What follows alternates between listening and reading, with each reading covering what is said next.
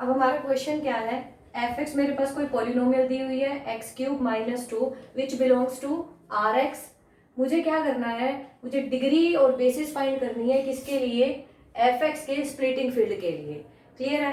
अब पहले तो मुझे ये बताओ, एफ एक्स मेरे पास क्या है, एक्स क्यूब माइनस टू, तो मतलब इसके पास कितने रूट होंगे, 3 रूट होंगे।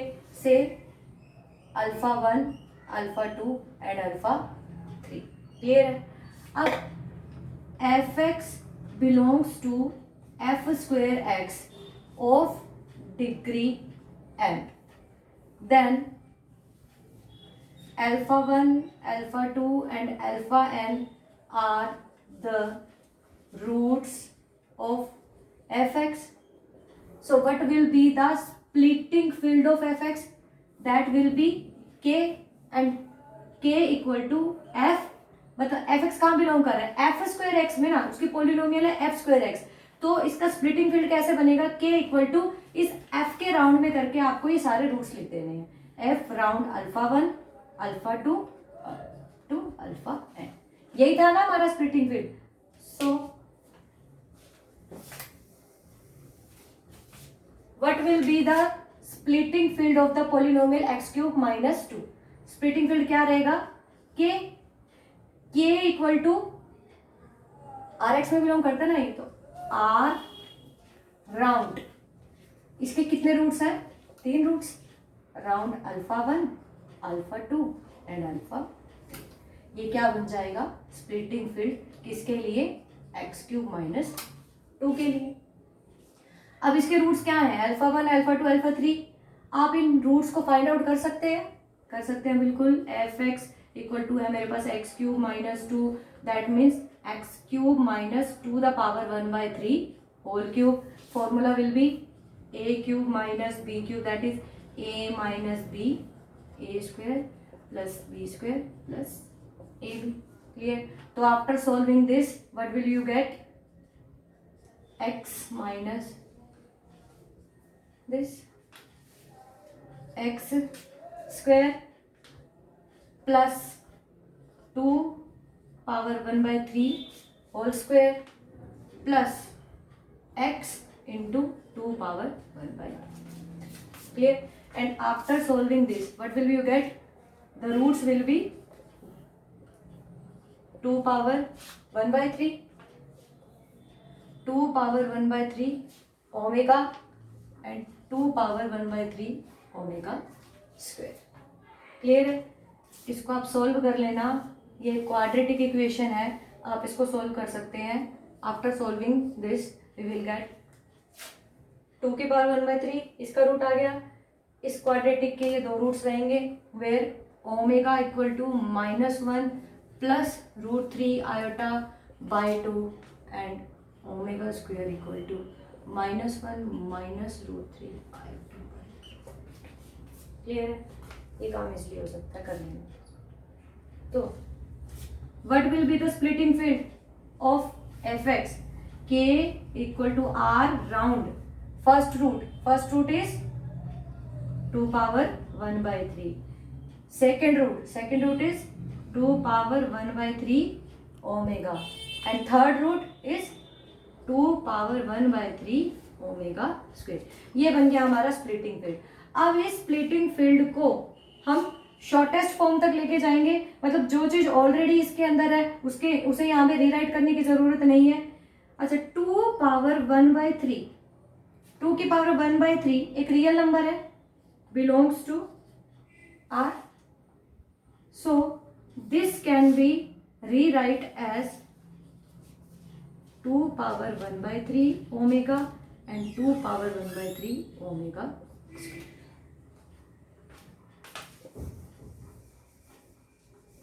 ठीक है ना।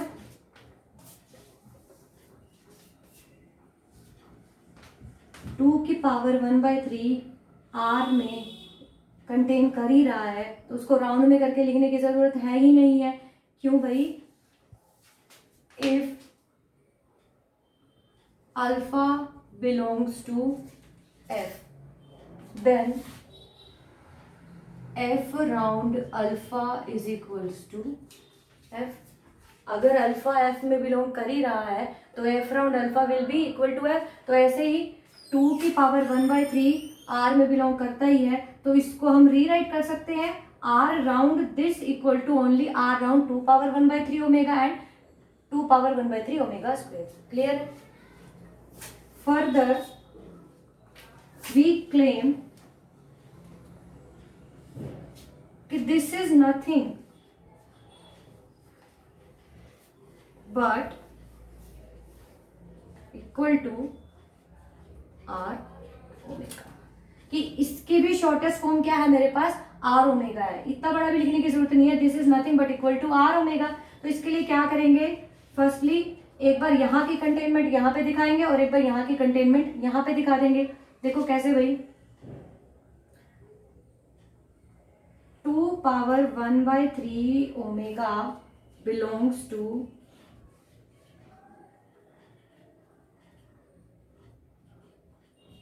क्लियर है ना कि आर राउंड दिस है तो 2⁻⁴ ओमेगा तो यहाँ बिलोंग करेगा ही करेगा as alpha belongs to F round alpha. F round alpha में अल्फा तो है ही ना, तो वहीं से लिखा हमने 2⁻⁴ omega belongs to R round this. 2⁻⁴ also belongs to this। Clear है ये? क्यों भाई, 2⁻⁴ is a real number, this belongs to this and this contained in so we can say that 2⁻⁴ belongs to this। Clear? Now if 2⁻⁴ belongs to this and this is the field, so 2⁻⁴ का inverse also belongs to this। Clear? Now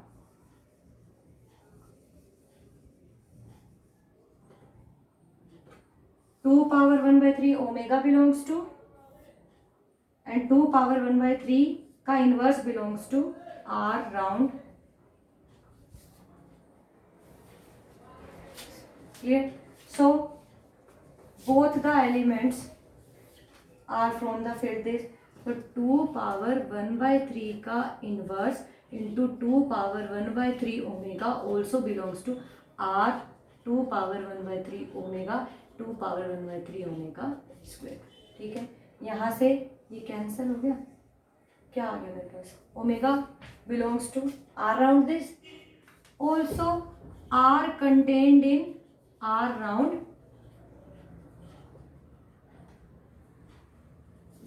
ये भी clear है। अब omega भी यहाँ belong करता है और आर भी कंटेन करता है, that implies R omega is contained in R 2⁻⁴ omega and 2⁻⁴ omega. Clear? देखो भाई, एक कंटेनमेंट तो शो हो गई।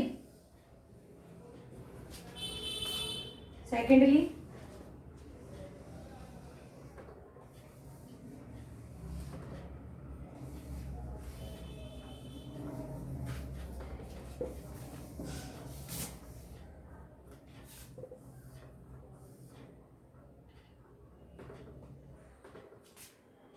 अब देखो, ओमेगा बिलोंग करता है आर ओमेगा में, 2⁻⁴ also belongs to R omega. ठीक है, तो if omega belongs to this then omega का square also belongs to R omega. अब 2⁻⁴ belongs to R omega, omega belongs to R omega implies 2⁻⁴ ओमेगा also belongs to R omega। Same 2⁻⁴ belongs to R omega, omega square belongs to R omega implies 2⁻⁴ omega square also belongs to R omega। अब ये भी यहाँ belong करता है, ये भी यहाँ बिलोंग करता है और R तो कंटेन करता ही है R omega में, तो what does it imply, R round 2⁻⁴ omega and 2⁻⁴ omega square is contained in R omega। ये हो गया हमारा सेकंड कंटेनमेंट। फर्स्ट कंटेनमेंट कह रही है कि R omega R round 2 1/3 omega 2 1/3 omega square, and second में क्या कह रहा है कि R round 2 1/3 omega 2 1/3 omega square is contained in R omega. So from first and second the equality is established. ठीक है, तो मतलब जो स्प्लिटिंग फील्ड था मेरा, स्प्लिटिंग फील्ड क्या था, दिस, मतलब आर राउंड करके पहला रूट, सेकंड रूट और थर्ड रूट. इसको हमने बोला कि इसको हम क्या लिख सकते हैं, R round 2 1/3 omega 2 1/3 omega square. क्यों, क्योंकि 2 पावर 1/3 तो एक रियल नंबर है, क्लियरली शो रहा है, तो मतलब वो तो ऑलरेडी आर में है, तो उसको मुझे राउंड में लिखने की जरूरत नहीं है. उसके बाद हमने क्लेम किया कि इसको और शॉर्टेस्ट में लिख सकते हैं. इसको हम क्या लिख सकते हैं, this is equal to just R omega. उसके लिए हमने प्रूव कर दिया. अब क्या कह रहे हैं हम आगे कि आर ओमेगा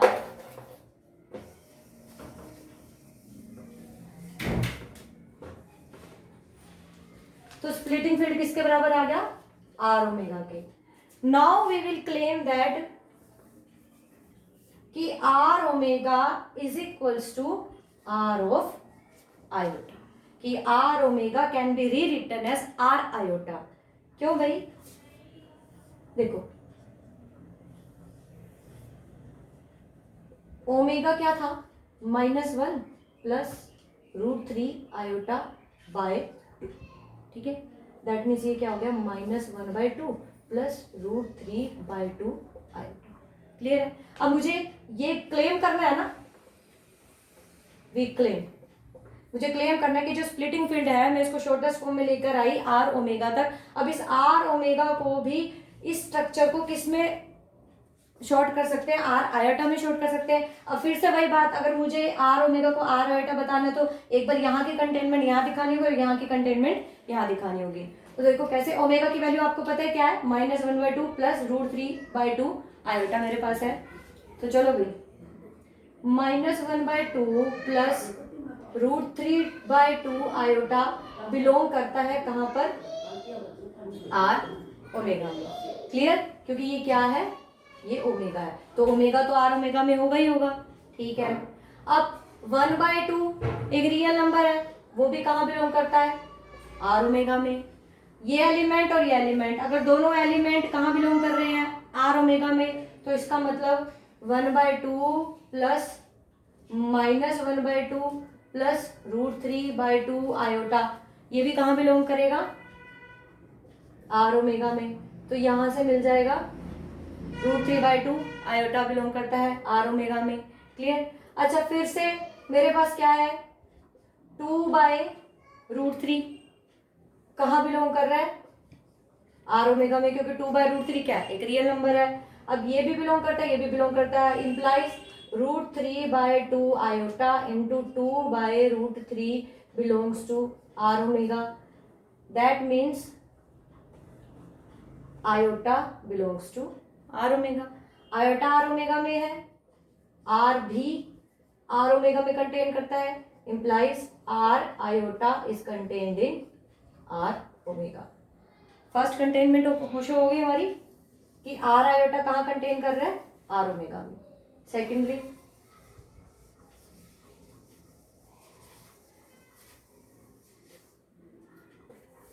अब देखो आयोटा कंटेन करता आर आयोटा में, no doubt, as alpha belongs to F round alpha, iota belongs to R iota. Then हमें चाहिए √3/2 sorry -1/2 plus √3/2 iota.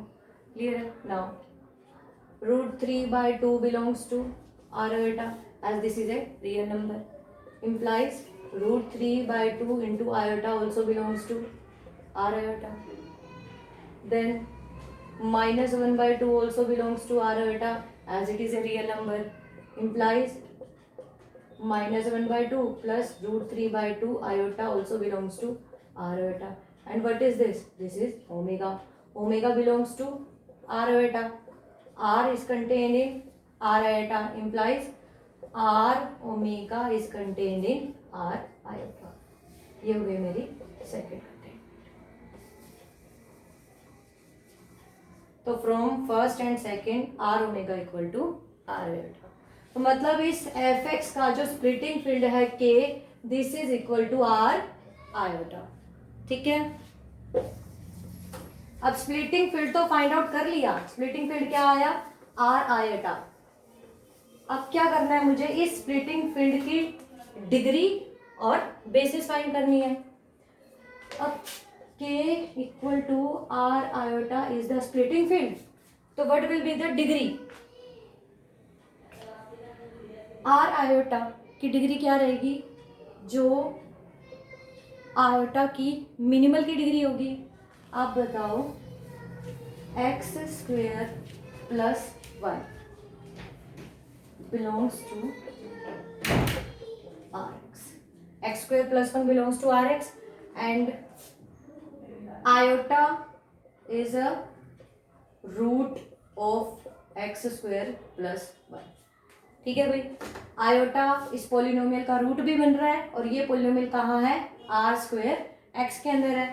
That means iota is algebraic over R. यहाँ से क्या surety मिल गई मुझे कि जो आर आयोटा है, यहाँ से मैंने चेक किया कि आयोटा के लिए मुझे एक नॉन जीरो पॉलिनोमियल मिल रही है आर एक्स में। दैट मीन्स ये आयोटा मेरा कैसा हो गया, अल्जेब्राइक हो गया ओवर आर।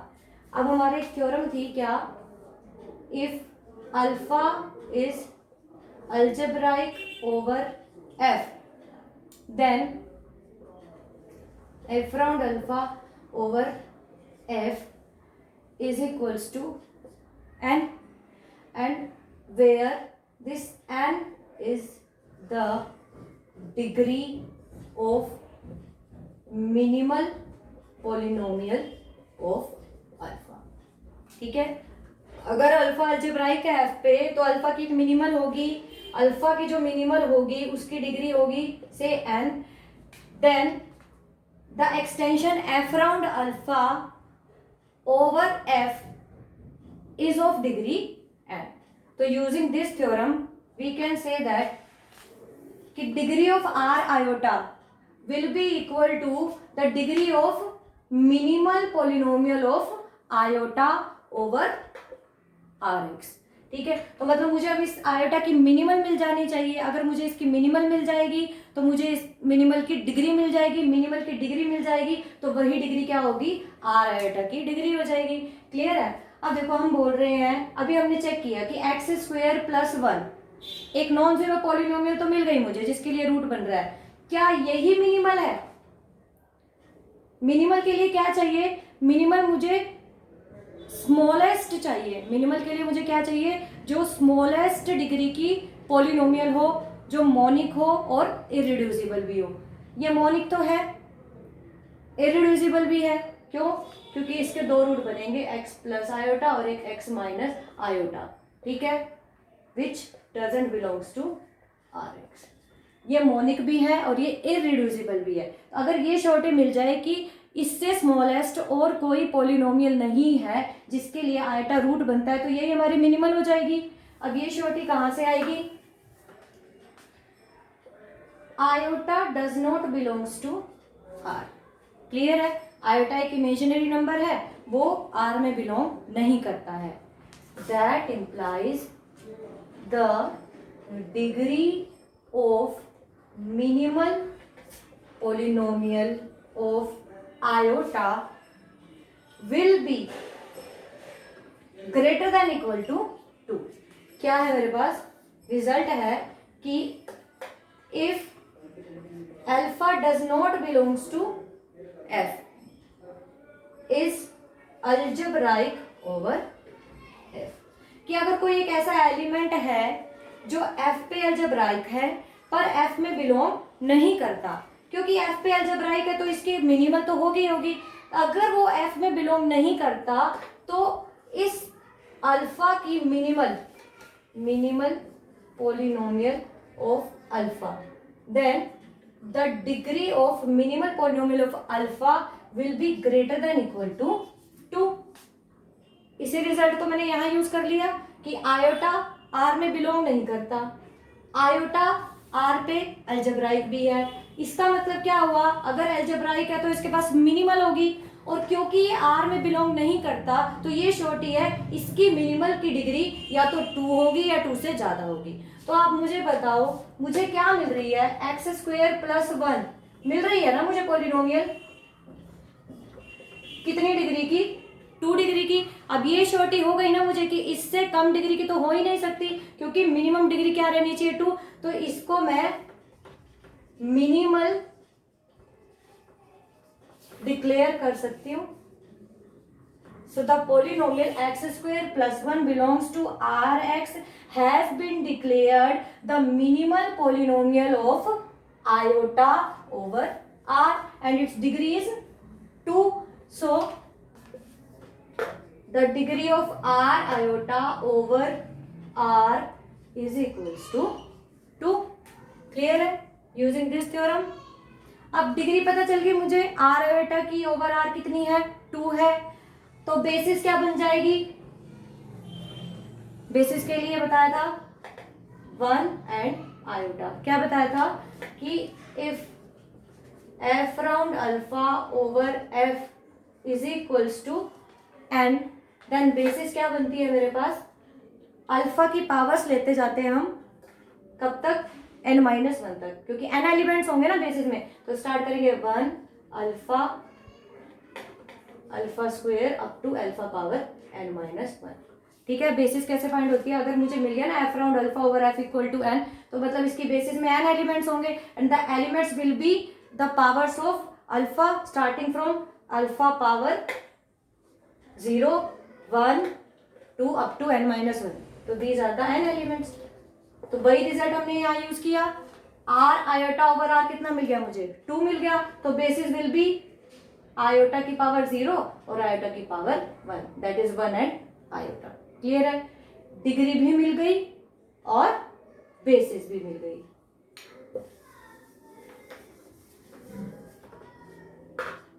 आर आयोटा की डिग्री मिल गई मुझे 2 और इसकी बेसिस क्या है 1 एंड आयोटा।